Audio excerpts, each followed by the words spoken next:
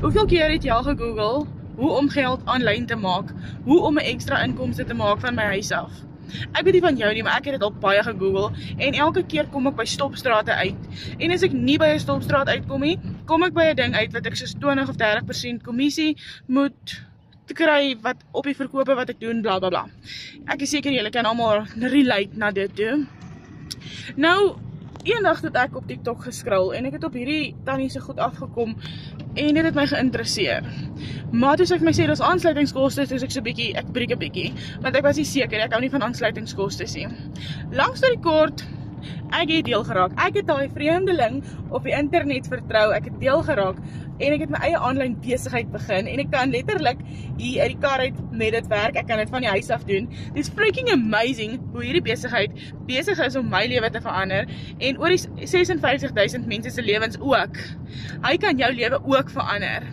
Ja, obviously as 'n mens hoor, uitgawes, dan dim jou oortjies so bietjie, maar hierdie is die moeite werd, want hier vat jy daai 100% wins.